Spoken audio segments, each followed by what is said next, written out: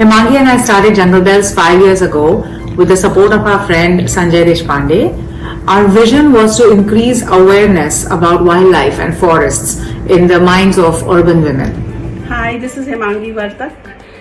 Under Jungle Bells, we do a lot of activities related to wildlife and nature exclusively for women. We have shorter excursions to destinations in and around Pune. We also have longer trips to different kinds of forests in India. Plus, we have trips to birding destinations. Under the awareness vertical, we do a lot of awareness lecture series in colleges, institutes, and schools regarding awareness of wildlife and nature. We also do online webinars, we do in-person events, film screenings, photography workshops, and a lot more. Under conservation vertical, we do donation drives, use clothes, use shoes, or a lot of other donations in terms of backpacks and mosquito repellents and gum boots and umbrellas, sweaters to the forest department. So in this way we help our wee bit. It's our contribution towards wildlife and nature. Going ahead, we see Jungle Bells growing as a stronger community, and we hope that we can motivate a lot of women to join us and stepping into nature and wildlife and also getting their me time.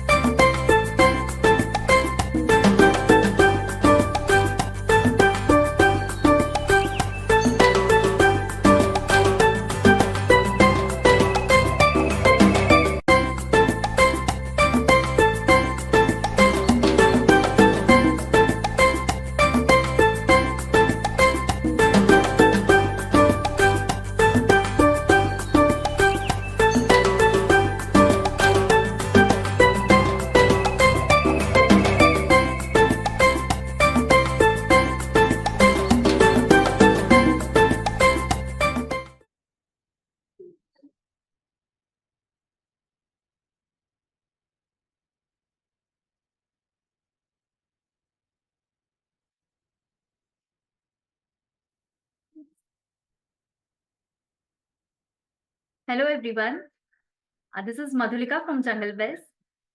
A very good evening to you all. So I welcome you all to yet another webinar organized by Jungle Bells. Before we move ahead, I request everyone to please switch off your cameras and turn off your microphones so that we can take a seamless experience of today's session. Now, what is Jungle Bells? Jungle Bells is a Pune-based venture exclusively designed for women and started by women Himangi Vartak and Aarti Karve. We conduct women-only trips to all the wildlife destinations across India. Also, we take nature-based trips in and around Pune. So, our main objective is to promote wildlife tourism, wildlife conservation, and wildlife awareness through urban women. We work in collaboration with Aranmay Wilderness Safaris, Nature Walk Trust, and in Search Outdoors. So this is all about Jungle Bells. For more updates, you can definitely connect with us at 77560 81922.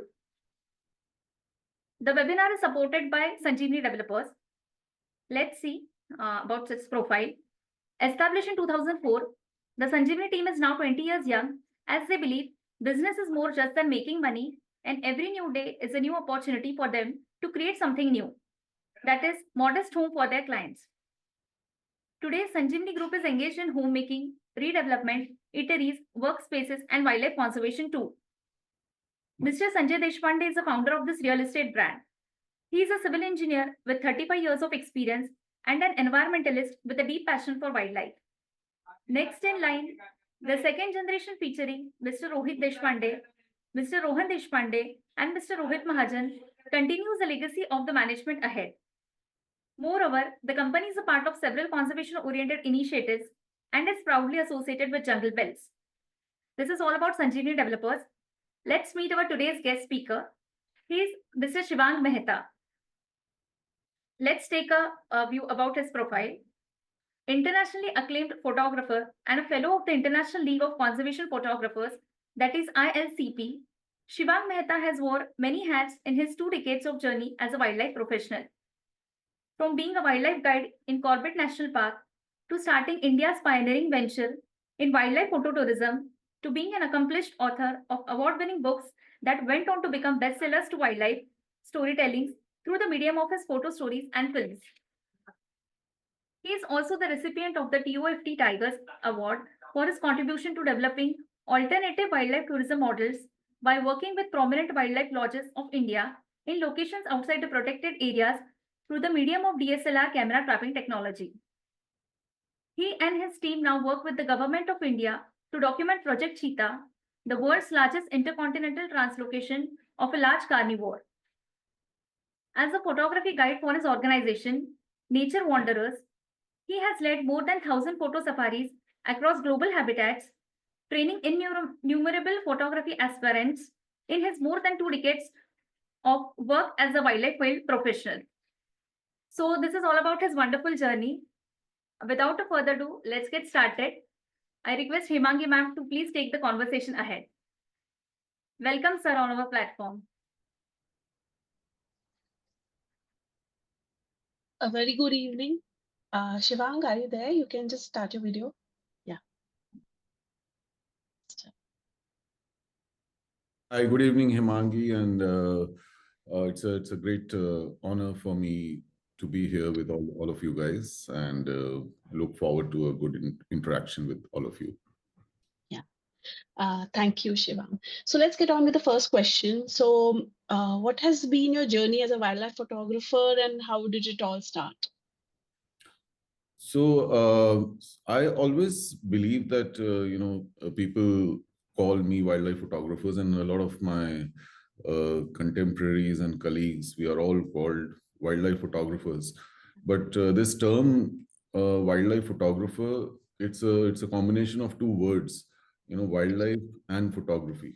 So it has been the case with me, and I'm sure it has been the case with a lot of other people, that I would actually like to be called a wildlife professional rather than a wildlife photographer, because my interest in photography came because of wildlife. And wildlife photography is a very it's a very different kind of a genre of photography, where it's very different from street photography or fashion photography, where a lot of people may undergo some kind of a formal training into photography, and then they're trying to figure out what we want to do with our photography now. And probably this street photography or fashion photography or food photography, this is something which I can make it into a career. But that in a lot of cases is not true when it comes to wildlife photography, because for any wildlife photographer, the journey will always start because of his or her basic inclination towards nature, outdoors, and that's how it started for me as well. I was very keen about just being out there in the field, understanding various aspects of nature, and in around 20 years back, right from my school days, I was good in studies and all, and I like to read quite a bit. So I grew up reading books written by Jim Corbett and all those things. So from there, my interest in the outdoor world started, and I was very keen about activities like hiking and river rafting and things like that. Uh, this was in my college years and things like that. And from there, my I bumped into Corbett National Park. I happened to visit that particular landscape, and all those memories pertaining to uh, the wonderful writings of Jim Corbett and all, they all came refreshing in my mind, and so I was quite hooked onto it and started visiting that place very regularly. Okay. And that's the period where I come from a journalism background, so that was my career. All right. From journalism, I moved into PR and corporate communications and all. I worked with some really good brands, including Bharti and Google and things like that. Okay. So from there, I was just trying to juggle into various roles where I was just trying to get my bearings right. Right. And I guess I started training myself as a naturalist in Corbett, and Okay. was associated with a small campsite in the outskirts of Corbett, from where my initial wildlife learning started around 20 years back. And from so when you are staying in that kind of a pristine location, your obvious uh, move would be to have a camera so that you can document things around you. And initially, my purpose was purely about documentation and documenting things, especially the bird life around my campsite. And I was very much happy, you know, getting people and guiding them into the park and things like that. Right. Uh, and I guess slowly from there, my photography journey started. And I realized that it is important to document things, but the creative aspect of photography is also something which needs to be focused on. And Right. so, yeah, that's how it all started Yeah. more than Okay. 20 years back. Yeah. That's wonderful. But to be associated with a forest like Corbett, I mean, it's a personal favorite. It's a beautiful landscape. I mean, to start off from there itself, uh, might have been, really an amazing experience, I should say. So you've come a long way. And from a journalism background, it's all the more, you can actually would feel the entire thing more because you're more better off with words also. Absolutely, I think uh, the the the landscape of Kumau is, it's Right. quite a magical place, and when you are learning from that kind of a Corbett is not just a forest. Yeah. The entire Kumau landscape, in my opinion, is an institution itself when it comes to Right. learning, and especially at a young age of 21, 22, when Good. you start working in that kind of a forest, there are ample opportunities to learn. Yeah. So yeah, I think those initial 5 to 7 years where I worked extensively in that landscape, I still uh, continue doing a lot of work in that area. But that was a period where that area was my home. All So right. Nice. when you're constantly staying in that kind of a place, uh, Right. it helps a lot for you to hone your field craft, especially when it comes to uh, reading and understanding a forest, uh, Right. and various subject behavior and things like that. So Absolutely. photography and everything comes at a much later stage. Right. So yeah, I mean, that particular period, I think, is still I feel it's been one of the most enjoyable periods in my career. Right, wonderful. Let's get on to the next question. Um, so you have a venture called Nature Wanderers, and we would want to know that how it all came. I mean, how it started basically, and what has been the impact of this initiative over the years now since you started Nature Wanderers. So can you give us a little bit idea about the Nature Wanderers itself? So, so Nature Wanderers is a organization we started in 2007, and that was a period where wildlife. So there was wildlife tourism, and wildlife tourism had started happening in the country at a. It was at a very nascent stage, Right, but there was no concept of wildlife photography tourism as such. So when I talk about wildlife photography tourism, it's a much more niche kind of a segment where the idea was to promote the culture of wildlife photography in India, uh, and okay, and help people to hone their skills with their cameras, because way back in 2005, 6, 7, that was a hmm, period where when I used to work in the Corbett landscape in the capacity of a guide, uh, a lot of people used to come to the park, and but when it comes to the Indian crowd, uh, mm, there were very handful of people who were coming with good cameras and all. So right, big lenses and good cameras and great images were always coming out of the cameras of the international crowd which was coming into the Corbett landscape. So right, that's when we thought that why not, with our basic photography knowledge and skills, why not we start building a kind of a community wherein right, we can come and we can interact with them, we can train them into mm, wildlife photography. We can talk to them about the basics of not only handling but also the aesthetics of wildlife photography. right, And that's how the idea of Nature Wanderers started. And I guess now we are in 2025. So now I realize that uh, this was probably the beginning of what in today's time is called wildlife photography tourism. right, So uh, we because of my good network into the corporate world, because I came from a media background.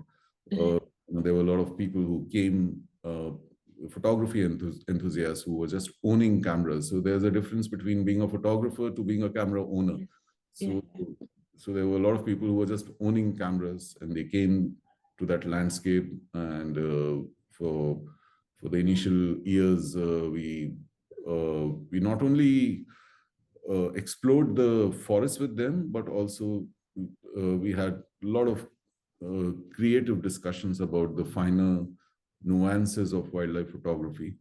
And wonderful, from there, the journey of Nature Wanderers started, and slowly, as an organization, we started diversifying into various national parks. I still remember that probably in 2009 or something, 2009, I guess, mm, Nature Wanderers conducted the first ever photography tour in Tadoba. So okay, even for Tadoba, it was a great event because yeah, yeah, there was a kind of a photography tour which was happening, and there yeah, were back-to-back batches, and there were hardly any lodges and resorts to stay out there in Tadoba. There was just this one small little place next to Morley Gate, which still exists. But that was probably the only place to stay out there. So yeah, it has been a very interesting journey with Nature Wanderers, and we have lost count of the amount of programs that we would have conducted now in the past 17 years, and all right, even the number of amateur photographers who have traveled with us. But yeah, the the idea was always to uh, to boost wildlife tourism through the medium of Right. photography. And various national parks in the country were covered, and I guess in 2010 we diversified out of the country. We started conducting programs in places like Sri Lanka and Kenya, and Wow. in this time we have been functioning everywhere, right from Right. the Malaysian rainforests in Borneo to Pantanal to Patagonia. So I guess it's been a very interesting journey. I get to interact with a lot of people, understand their takes on photography, uh, probably change their perception when it comes to wildlife photography. Right. And Right. so yeah, even for me, even in today's time, uh, working on nature wonders, photography tools and programs, it's still a great learning experience. Oh, wonderful. So, correct me if I'm wrong. Were you the pioneers or the people who started these kind of, photography workshops, or, how you call? So, were you the first ones in the entire thing, or there was someone Yes, also I'm doing? not aware of any kind of photography workshops like these which were happening during that time. And Okay. uh, I mean, it was much later that we realized that what we were doing that time, uh, Mm, it was probably the beginning of a kind of an industry segment. all Uh, right. at a later stage, the we realized a lot of things, but yeah, that time we were just doing it for from just it was just a passion project for us, because I was already uh, me and my wife Kahini, we were heavily involved in the running the operations of the camp. She was also a naturalist out there in the Corbett landscape. Okay. So we All both were right. working, and we hardly gave this a very serious thought that this is something which we were doing it just for the promotion of not only the camp but also uh, helping to helping people to uh, get more serious about their photography. uh, this would actually become like a proper industry segment in the coming years. So I guess Right. you know it's good that these things happened over a period of years. Yeah. Yeah. That's amazing. I would also like to ask this coming from my mind. There are a lot of Pune, amateur Pune, Mumbai photographers, or women. So primarily we work in the women field. So a lot Right. of when we take out excursions, they say, "हमारे पास तो camera नहीं है, और basic camera है." Then I have to tell them that you have to, come to the forest, first see, carry a pair of binocs. Um, so how much would you advocate? You are into photography yourself, and uh, so how much would you say that you're learning to read a forest first rather than using a camera? Does that hold importance, or because people want to jump into clicking pictures more than they can actually see by their eyes and experience the entire thing? I think it's a great question also, because I guess over the past 15 years or so, as technology has improved and Right. access to cameras has become easier and easier for people, uh, Yeah. especially when it comes to the um, Indian wildlife segment. I feel that the art of reading and understanding a forest, and especially because when I started working, and even in today's time, I enjoy exploring the forest on foot Right. more than exploring, Okay. more than going for jungle safaris and things like that. Of course, you can't do that kind of a thing in a lot of places in today's time, but Right. uh, because when I started exploring the forest on foot in my formative years, uh, there was a kind of a craft and art when it came to not only reading the forest but also reading the forest floor. Uh, Right. and that is something which that craft is kind of lost in today's time. Yeah. And from a photography standpoint, just because we have access to cameras, we have access to these great optics and lenses and all, it becomes very easy to to to take that one particular image, and we are always running after that one particular image. But um, people have forgotten to enjoy the process of arriving at that image. So that is Correct. something which I guess um, needs to come back, because you know, I guess a true, though I always say that a camera is a kind of a part of the body of a wildlife photographer. You know, it's like extended limb and an extended arm, and you should always have a camera with you. But on a lot of occasions when you know, even so, I come from a guiding background. You know, I started as a guide, so for me a camera is really important. But even if it is not there, what I always say that photo to मन में भी खींच सकते हैं. Right. You can shoot an image in your soul. So it's important to enjoy that particular moment. It's important to understand what are those scenarios, what are those communication tools which happened in the forest, which helped you arrive at that particular moment. And whether you were a part of that entire process, you know. Right. In today's time, with wildlife tourism, which has developed to this kind of an extent, if I keep on observing how photographers function when they are going for their field visits, there's a lot of dependency on your guides, your drivers. Right. So you are so a photographer is basically like a sitting dummy in that small construct of that vehicle, you know, because most people are doing safaris. And or even if it is a kind of expedition kind of photography, when it comes to, say, species like red pandas and snow leopards and all. So the photographer is not showing that kind of a field involvement when it comes to arriving at that particular image. So the guide is there. In case of a safari, the driver is there. The photographer is sitting. वो उसने दिखा दिया कि हाँ यहाँ पर ये है. So then that's when people will pick up the camera. But so that's what I'm saying, that when I say that the art of the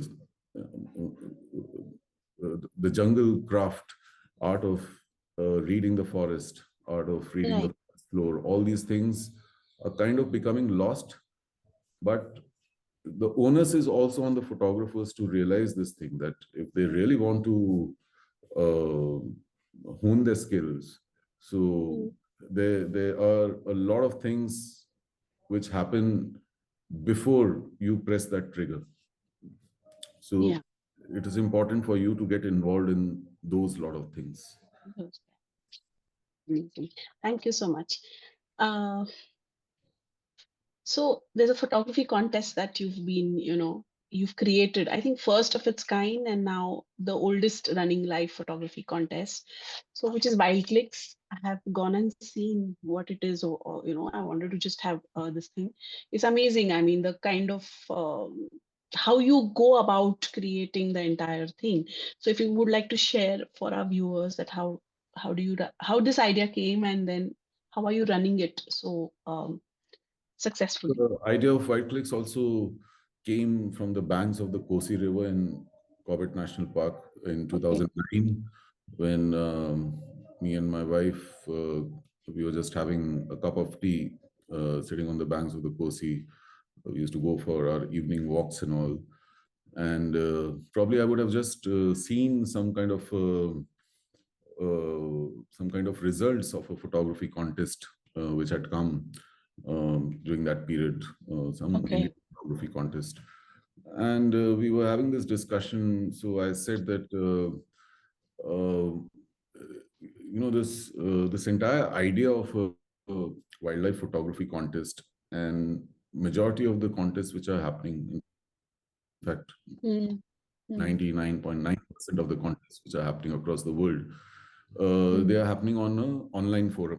It's an online right. contest. So what that means is that so for example, both you and me are photographers, and you are a very experienced person. You would have spent, say, 10 years in the field, Right. covering various Right. landscapes and species, and I've just started. And so just because I have access to a good camera and a good lens and all, which I was able to buy, uh, a lot of Mm, these contests are purely natural history and moments based. So if I was very lucky enough to witness a kind of a moment in mm, probably my first or second field visit, and you as an experienced photographer, you have been working a lot, and you the luck has not been favoring you. So probably I will stand an edge over you uh, yeah. when it comes to a photo contest. So the question which we were discussing that time was that photography is a form of art, and Mm, creativity holds a lot of prominence and relevance when it comes to any form of photography. So why not do something where rather than moments, creativity is rewarded? So mm, uh, so we just thought of this idea where I said, we thought that, okay, we are working here in the Corbett landscape. So why don't we float a program where photography enthusiasts from across the country can come to this one landscape, and over a period of 3-4 days, we just give them some themes, and okay. people are supposed to shoot as per those themes, but within that time frame of 3 to 4 days. So Okay.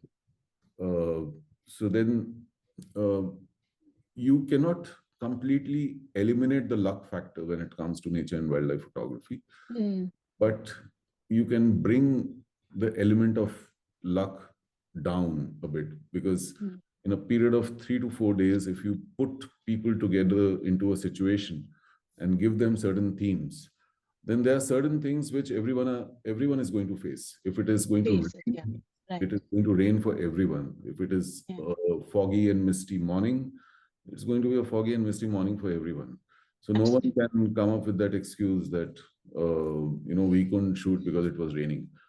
I mean, it's Mm, a test, and you have to shoot. And my idea was also that um, as photographers, when we are doing our field visits, we tend to get into a kind of a comfort zone. And right. uh, but what if uh, a particular organization, say a media house, because I Mm, come from a media background, that is why even that time in 2009, I was thinking from that perspective that what if a media house commissions me a project that, okay, you go to Corbett National Park. We are doing this kind of a article or a write-up on this location. And mm, as a photographer, you go and spend 3-4 days and come up with these set of images. So I can't go and complain to the organization that has commissioned this assignment to me that, oh, I went there, but वहाँ sighting नहीं हुई मेरे को, या mm, फिर वहाँ बारिश हो रहा था, the weather was not conducive. So right. even whatever happens, if budgets have been sanctioned, if I have been given this work to do, I have to do it in 3 to 4 days. So it's also so I was thinking that it's also important that amateur photographers and young photographers, and even people who have spent a bit of time in photography, it's time for them to change their mindset about photography, and they should start thinking that it's important uh, for us to function in a defined time frame. And if a Okay. task has been given, that task has to be accomplished. So, whatever be the conditions. So, with that, the idea of Wild Clicks originated, and we did the first edition of Wild Clicks in 2010 in Cobbett, in April 2010. Uh, I mean, I guess the event was organized in a gap of 2 months. We just had 2 months to prepare for it. But still, we garnered a participation of around 35 contestants who came from various parts of the country. Oh, And from there, Wild Clicks as a concept, it originated and it went to various national parks of the country. At first, we from Corbett in 2010, it went to Ranthambore in 2011, to right. Patna in 2012. And then there was a sudden change in, the entire ideation behind Wild Clicks, because we slowly realized that this is a competition which is not only helping wildlife photographers, but it is Mm, also creating a lot of impact in the particular location where the event happens, because the right. competition is also helping in the promotion of wildlife tourism in these places. Correct.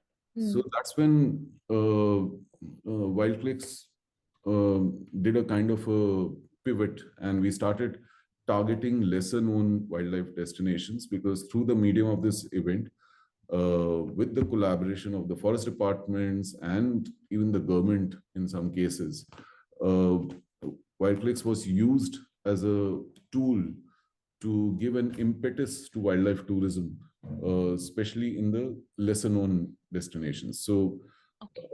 I guess in 2013, the event happened in Pech, Maharashtra. So Okay. everyone knew about the Madhya Pradesh part of Pech, but no one was aware about Pech. Maharashtra, yeah. Correct. So, along with the Maharashtra Forest Department, we did the event in Pech, Maharashtra. Uh, I think then there was the sixth season of Wild Clicks happened in Dudhwa National Park in 2016, where the Uttar Pradesh government was one of our event partners. Mhm. It was organized by the Uttar Pradesh government, in fact. Okay. And then it happened in Satpura, uh, Run of Kutch. The last edition, which happened in 2024, was in Panna National Park. So, Okay. because of an activity which gave a lot of boost to wildlife tourism, Wild Clicks was also rewarded as the wildlife promotion activity of the year at the Toft Tourism Okay. Awards Nice. twice. Okay. So yeah, we are happy that now we are in the month of January, and in around 20-25 days of time, we are going to host the 10th edition of Wild Clicks. Uh, so so yeah, I'm aware of the challenges of organizing a wildlife photography competition, but it's good to see that for the past 10 years, it's a competition which has uh, not only grown in terms of size, in terms of number of people who have Right. participated, also uh, as a photographer, and especially as a photographer who strongly believes in conservation photography. uh, Mm, I'm happy to see the kind of impact which the event has caused, uh, by uh, not only ensuring that photographers from across the country, they come together, but also there's a lot of knowledge sharing which happens at the event in the form of talks, in the form of all these mentors who are coming and imparting knowledge about how amateur photographers can tell impactful stories through the medium of the photography. So, so the entire, um, I mean, all the impact which the event has caused, that is something which gives me a slight sense of satisfaction.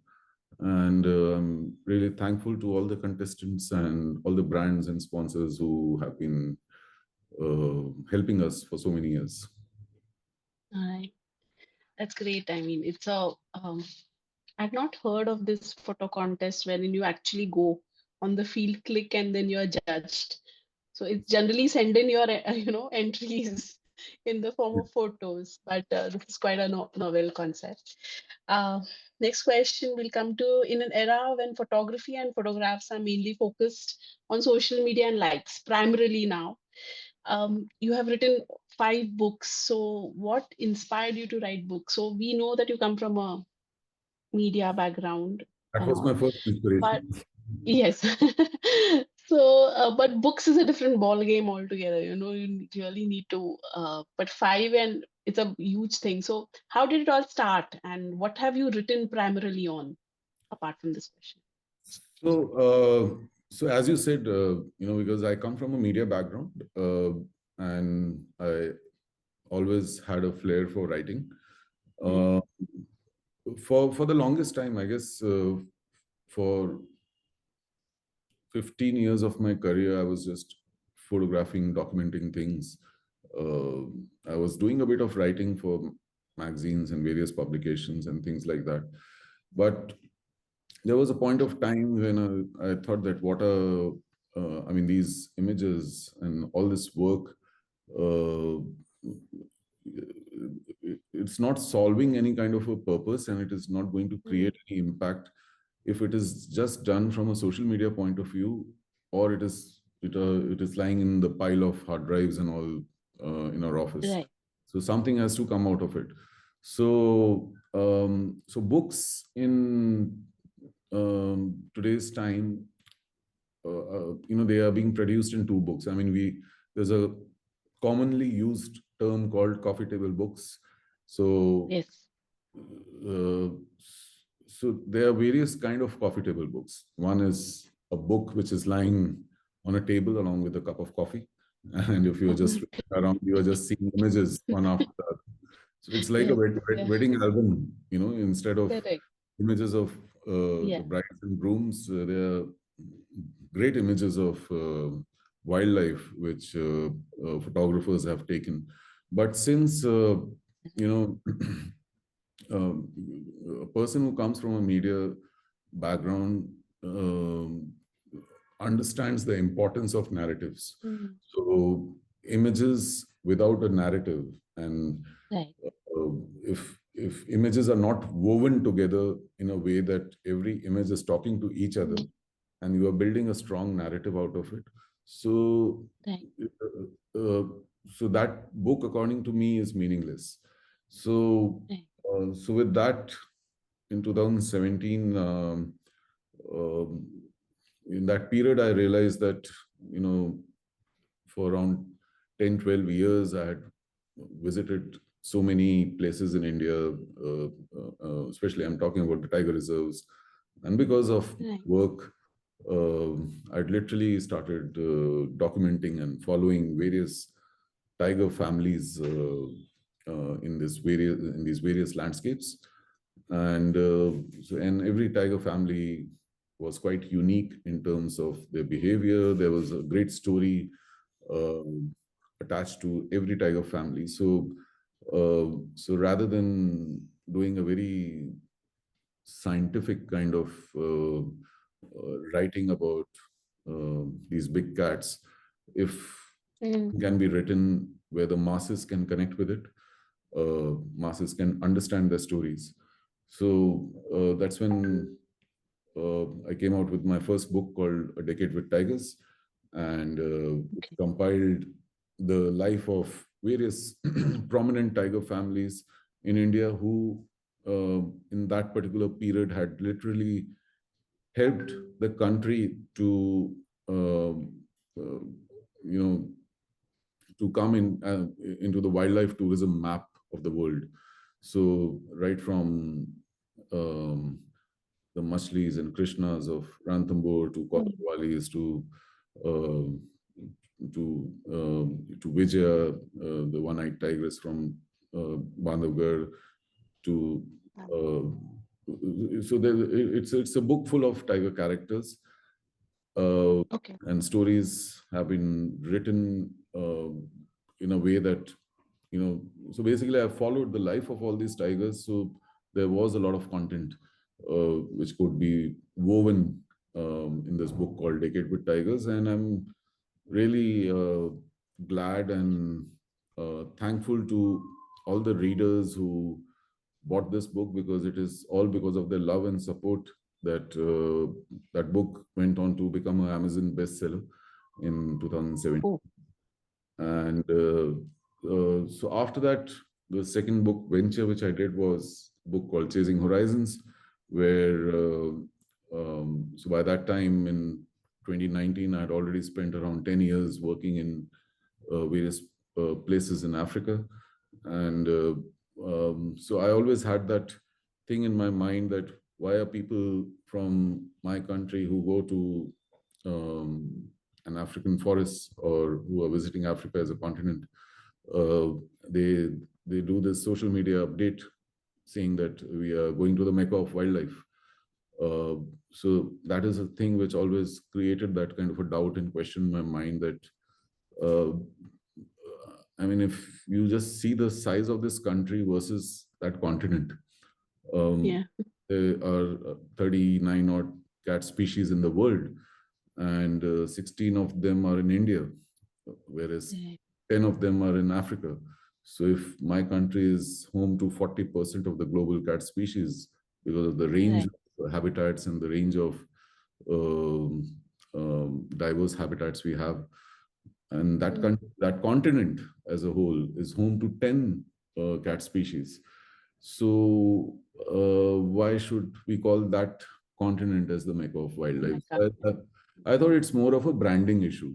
So that was there in my mind that isko change karna hai. I mean, we as Indian photographers and Indian wildlife travelers need to realize the fact that you yourself, you are staying in the Mecca of wildlife. So why, you should be respectful towards that, and you should be exploring that part. But yes, there are some things, and there are a lot of things which can be learned from Africa as a continent, uh, from a photographer's standpoint, because of the plethora of opportunities you get out there in terms of species availability and all.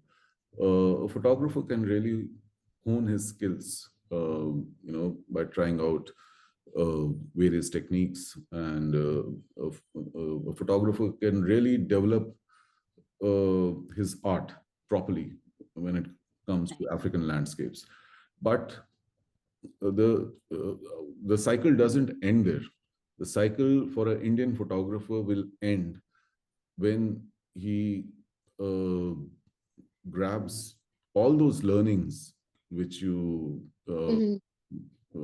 get in Africa, and then you encapsulate all those learnings in your own country, in similar conditions. So a typical, a magical morning in a place like Masai Mara, where you see the emergence of those lions in those mystical mornings of Masai Mara, and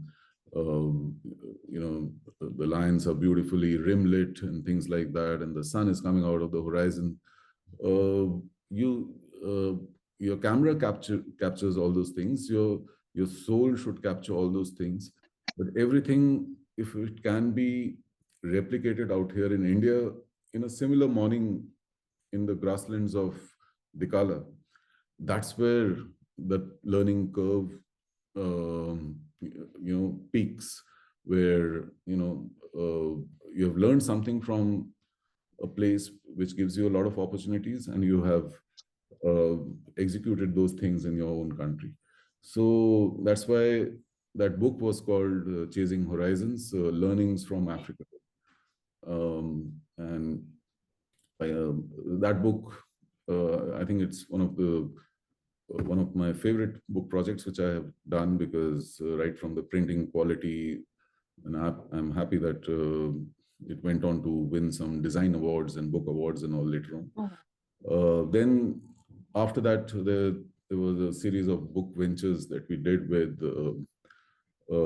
various private lodges working in the outskirts of um, various forests. So the third book was done in a place called Javai in Rajasthan, and the book was called Leopards and Shepherds of Javai. It talks about the harmonious coexistence between leopards and shepherds in that region. And the fourth book was done in the Cobbett landscape, where we worked again in the outside periphery of the park, in this small remote place called Jamun, where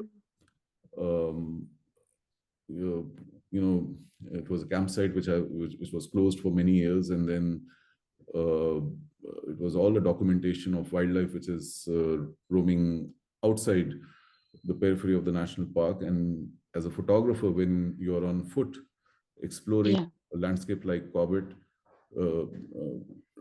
right in the heart of the Ramganga Valley, where probably the man himself, Jim Corbett, would have been exploring those forests many years ago. So it's a compilation of that kind of a content, which came into that book called Jamun. And the last one, which I did, was in the Satpura landscape, which was again a lot of documentation of wildlife outside the protected areas of national parks, because that is, as photographers, when we are going for safaris and all, there's so much of concentration which is happening on things which are happening inside the forest, in your game drives and things like that. But the areas outside PAs, they are royally ignored from a documentation perspective. And I feel the areas outside PAs, that is where the actual magic happens, because that is the wildlife which over years has been living with people. And through the medium of your photography, if you can depict the correlationship of humans and wildlife in these kind of areas, so that documentation is really very powerful, because that can really create a big impact. Right. Wonderful. So are these all books available on Amazon? Decade with Tigers would be available on Amazon, and people can directly buy it from Amazon. The rest of the books, they'll have to write an email to our team. Some of the books are available, but probably they may be out of stock on Amazon, but they can definitely get in touch with our team, and we can help them during the process. Sure. So, related to this question, which was your favorite book in this set that you've done till now? I think definitely Chasing Horizons was You said one of that. my favorite books. But of course, having said that, the book that we did in Cobbett, the book called Jamun, that would again be one of my favorite projects, because one, it was happening at a place which is a kind of my alma mater, and there was, that project was full of various challenges, because a lot of work which was done out there in that landscape was purely on camera trapping. There was hardly anything which we could see through our naked eyes, because a lot of wildlife movement was purely nocturnal. So camera trapping is a different topic altogether. There's a whole set of challenges that a photographer goes through, and the planning and preparation for that particular project. I mean, it's not just about that. In today's time, you get to see a lot of beautiful images shot on DSLR camera traps. But whenever we are seeing those images we don't realize the effort, the challenges which the photographer has gone through, and the process of creation of that image is probably buried somewhere in those photos, which and that process can only come out once you talk to that photographer. Yeah. So I guess as a team, we really enjoyed the process of creation of that book called Jamun. Wow. And what would be your next project? Have you already started thinking, or are you into it about the next book that you would The be next book thinking? announcement we just did yesterday only. Oh, okay. So it's again a very interesting book because uh, ever since even before I came out with my first book, so uh, right from my early stages in photography, I was heavily inclined towards the the black and white form of photography, shooting nature in monochrome, because somehow that always fascinated me. And I actually wanted to do my first book as a black and white book, but somehow Okay. images were there, but the narrative was not there. So Mm. for many years, things were not happening, and finally, the past 3 4 years, we came out with a good concept where it's a kind of a dialogue happening between a photographer and a writer. Because as photographers, when we are pushing content on Mm-hmm. social media, for example, we don't know what kind of an impact that content has for the viewer. So Right. especially if the viewer is from a non-photography background. Yeah. So Mm. so this is a book where it's I'm doing it with one of my ex-colleagues who is from the PR world. So she always had a very unique perspective to whatever images which I was posting. So she Mm-hmm. decided to interpret my images, and she has come out with this wonderful narrative where she's correlating my work and the natural world to uh, life lessons which you can learn from the natural world. So the book that we just unveiled the cover yesterday. It's called The Oh, Colors of Black and White, uh, okay. and it's supposed to be launched on the 28th of January during Wild Clicks. Oh, And wow. so yeah, we are excited, and we are just all working towards that. Sure, it'll be great. So, you've we move on to the next question. You've gone out of the comfort zone of wildlife photography to target rare species and use the power of technology to do some unique work. Okay. So, what triggered that, and what are the interesting projects that you've done? If you can just summarize. So, you've gone behind, shooting really rare species. So, you can just So yeah, share I about that. think at some stage in my journey as a photographer and an explorer and a wildlife tourism professional, I felt that it was very important to um, ensure that the focus of wildlife photography should uh, it shouldn't shift, but people should also focus on things beyond tigers. So because we are probably blessed to be born in a country where we have the access to so many species. So yeah, over the years, I've been involved in a lot of species-based uh, tourism ventures, right from red pandas to fishing cats to snow leopards, and how effectively good tourism models can be built around it, good experiences can be built around it. So, um, so I mean, those are some of the things that we have done, and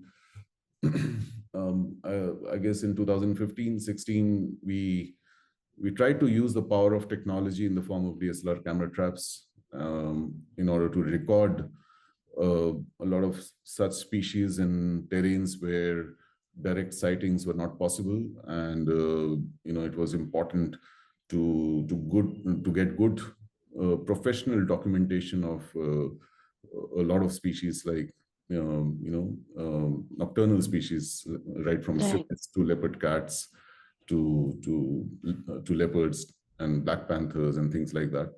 So yeah, we have conducted a lot of such programs, and I guess it has been it has been a really great experience to work not only with the species and all, but also from a community perspective. Because for conducting all these programs, you have to work with the local communities. So Right. that has been interacting with them, understanding, uh, uh, gaining inputs from their vast experience of knowledge which they have, staying in those areas. That has been quite an impactful thing for us. All right. Amazing. Uh, you were recently awarded for your work and wildlife outside protected areas, PA is what we say. Why did you choose to work on this challenging project? So what got you, motivated to work for something which is I like guess, working outside? as I said, that is an aspect which is very ignored. And Mm. I really enjoy the fact that when we are working with the communities, because their inputs and their support is very important for working on projects like these. Uh, Right. so, we have a kind of a expertise when it comes to technology and photography, uh, Mhm. and, a kind of a field craft. But they have their uh, huge ancestral knowledge, uh, which they pass on to us. So it's a great, jugarbandi kind of a thing, because uh, in these locations, when if you think from a community perspective, these people are always aware about some of the rare, some of the iconic species like tigers, leopards, elephants, because that is what they keep on seeing. But through Mm. the medium of our work, when we come out with some interesting work, interesting images in terms of rare species on camera traps and things like that. So that is a kind of a knowledge which is being passed on not only to the communities, but also to the younger generation. And so that entire process, a very enjoyable process. If you can just give me a second, my cat is troubling me a lot. I'll just, Yeah, sure. yeah.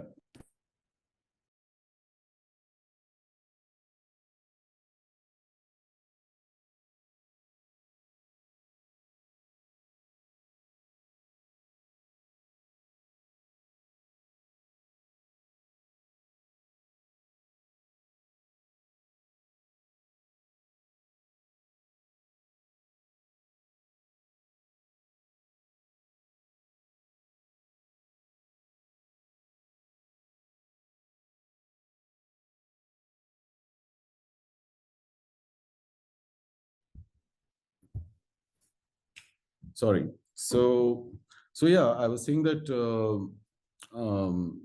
the entire process of passing on the knowledge, I mean, these are kind of projects which are purely based on a knowledge sharing platform. So Mm. you gain some knowledge from people who have stayed in those regions for years. But when you create content and uh, you get a very um, rare image, say you get an image of a pangolin, or Right. image of a clouded leopard or a golden cat, which these people would not have seen, and they will never be able to see Mm. because they are purely nocturnal species. And through Right. the power of DSLR camera trapping, you end up creating these good, nice, powerful images. Now, when these images are being seen and analyzed at a community level, uh, you are not only passing on that knowledge to that set of people, but there are so many young people who are working, who are staying in those villages. And in a lot of our projects, we realize that, because of our work, they got to realize that, oh, I'm staying with a golden cat which roams around in my village in the night, which I'm not aware of. Right. Or staying with, say, a pangolin somewhere, or various species of civets. Now, so their knowledge level will probably be limited to a civet. A civet is a civet, but there are various species of civet Yeah. in India. So, it's a great collaboration. It's a great partnership, which we enjoy as a team, and um, and that's what keeps us going. Okay, that's great. Um, Last couple of questions, we can, just quickly go through them.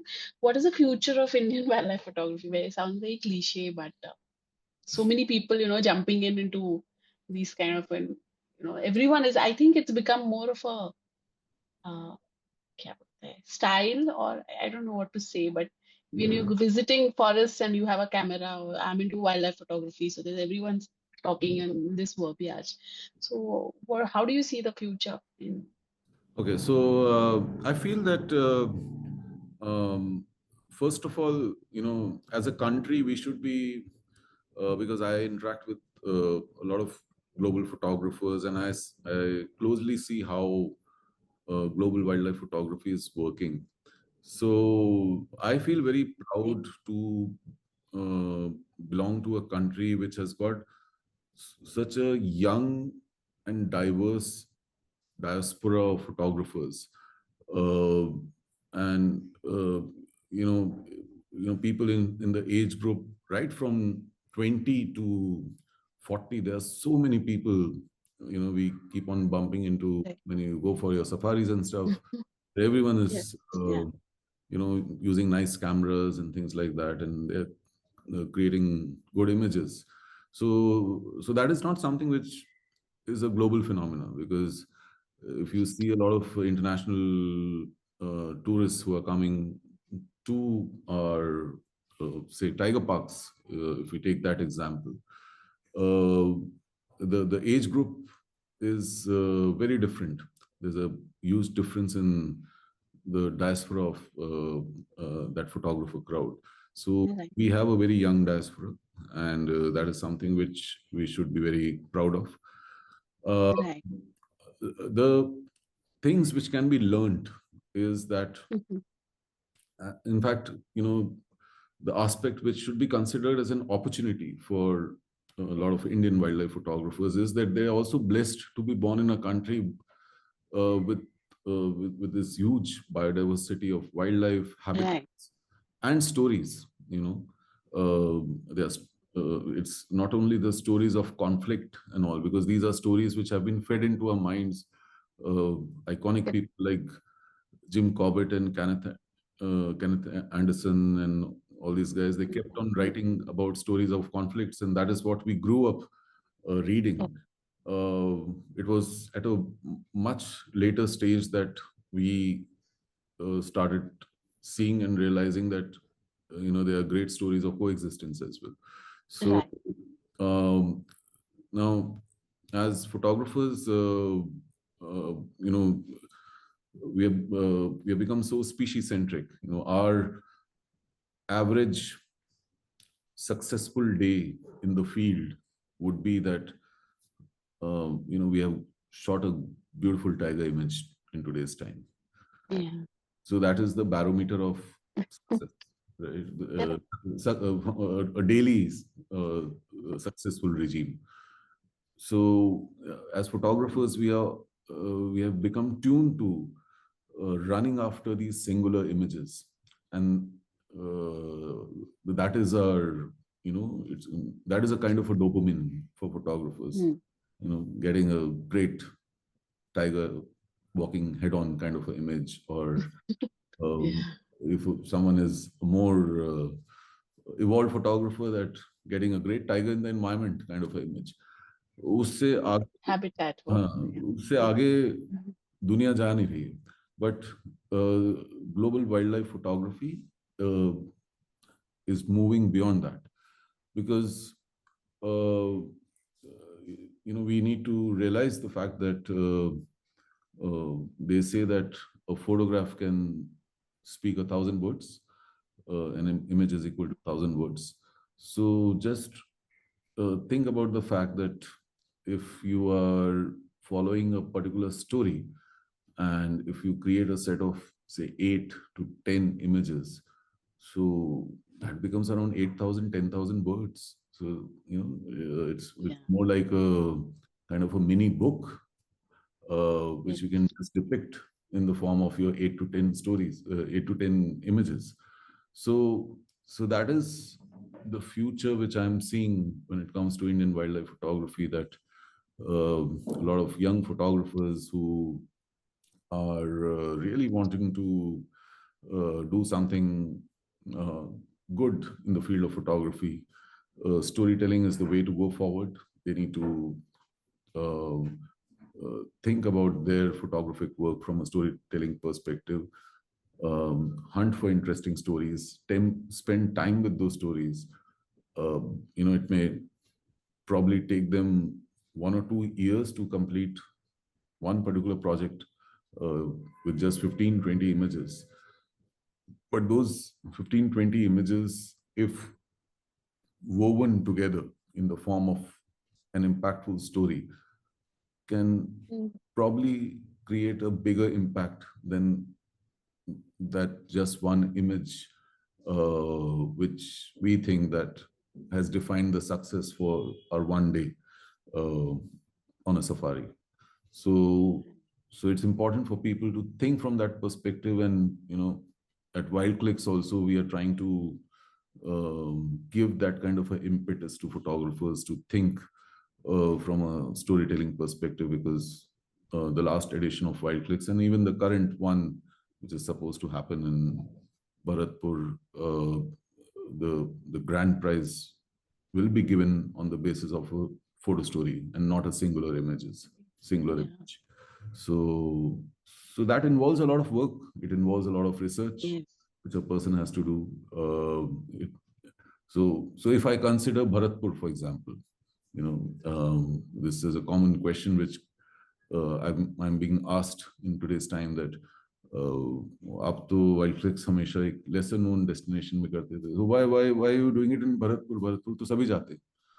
Now that is, Mm. Bharatpur तो सभी जाते हैं, and Bharatpur is like for any Indian wildlife photographer, Bharatpur is their favorite playground, right? Right. वहां से लोगों ने सीखना शुरू किया. मैंने भी सीखा है वहां से. You get to, I consider it to be kind of a Masai Mara of India, because there are so many subjects, Correct. availability of Correct. light, things like that. So I can equate it to be as the Mara of India. But then why Bharatpur? Because as photographers, when we visit a place like Bharatpur, we always hunt for those great moments. Darters are tossing up the fish, and Saras cranes are giving the unison calls. That's good. We are Yeah. all That's searching for beautiful light. We are searching for creativity out there. A lot of creative things can be done. So eventually, everything is revolving around creating beautiful imagery. But Mm. how many of us have thought about the fact that, this 25, 30 square kilometer of a park, which is a UNESCO World Heritage Site, one of India's most prominent wetland, has gone through a conservation turmoil for the Yes. past 25, 30 years. It's a man-made park. It's a park where it has got a bad history of pertaining to hunting. From there, uh, there are challenges pertaining to um, invasive species of weeds, to invasive species of fishes, which have caused a lot of impact to water management, to polluted waters entering into that particular wetland. Some species have stopped coming to that place. So those are all stories which are buried somewhere Right. under that beautiful looking bed sheet which we have on Bharatpur. And that bed sheet has been covered by, we have created that bed sheet, full of beautiful images. So as a photographer, it's the photographer's role that if we have given them a theme which talks about the conservation, about wetland conservation, um, with a a central location like Bharatpur. It's the photographer's role to go deeper and uncover all those stories and let people know that if this wetland has to be conserved, and if all those beautiful images, we need to ensure that even our next generation can see all those things. It's important to first conserve that 25 square kilometer of a forest. And if, from a conservation standpoint, if we are not able to preserve a 25 square kilometer of a pristine forest land, then what are we talking about? These thousands of square kilometers of tiger reserves and things like that. So it's a very pertinent question.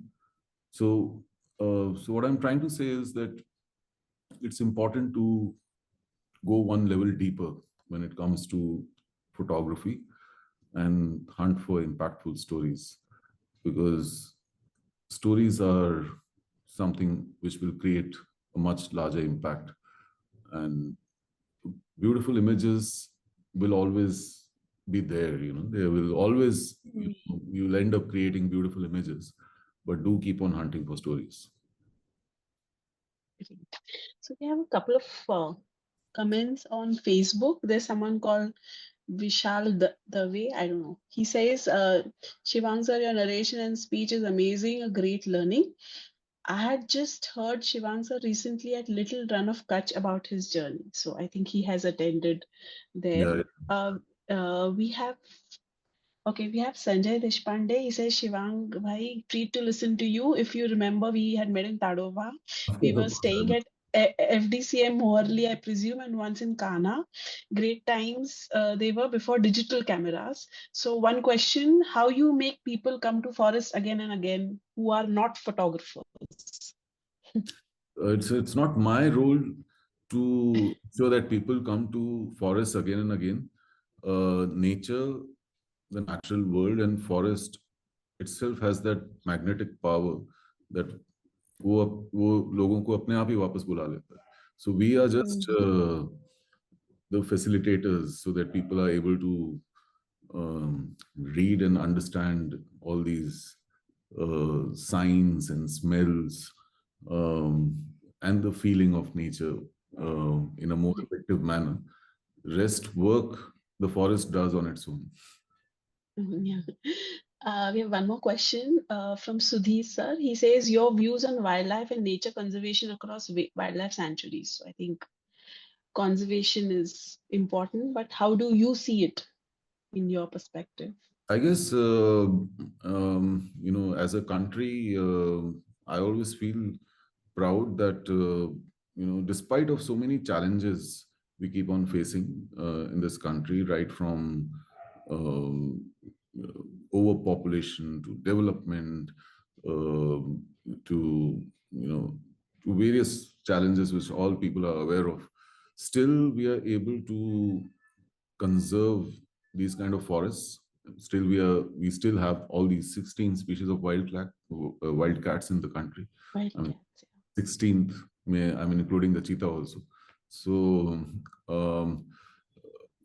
I guess something has gone right when it comes to conservation practices in this country, because if I compare a lot of conservation work which has been done in other places in Europe and all, there is a reason why a lot of people come to this country for seeing some of the exotic wildlife which is probably not found anywhere else. A lot can be done. There's nothing which we can say that it's being done at a foolproof level or 100% success rate. But the fact that wildlife has still been coexisting with people in this Yeah. country, which it has been happening for years, it, it does talk highly about the kind of a tolerance level we have um, uh, when it comes to our natural spaces and species. And I guess the next 20, 30 years is going to be very critical, because now, with the impact of climate change and a lot of other things, now how the country is going to cope up with all the other external impacts, that is something which would be interesting to see. Right. Thank you. So I think we have come to the end of the questions. Madhulika, you would like to just summarize?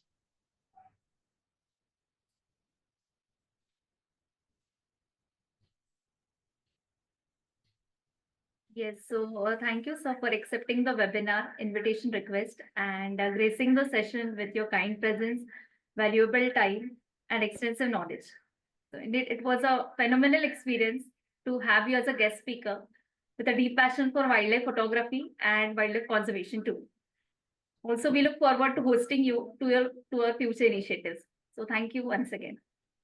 Thank you, everyone, and wishing you all a very happy new year. Yes. And may this 2025, all you people who are interested in photography and all you avid wildlife travelers, may 2025 bring you a lot of great sightings and all. But as photographers, keep working hard, keep creating impactful images, and keep hunting for stories. Thank you. So one last thing, Shivang, those who want to buy books, can they go on your Insta page and check They your can send me profile a and message all? on my Instagram profile, and Insta.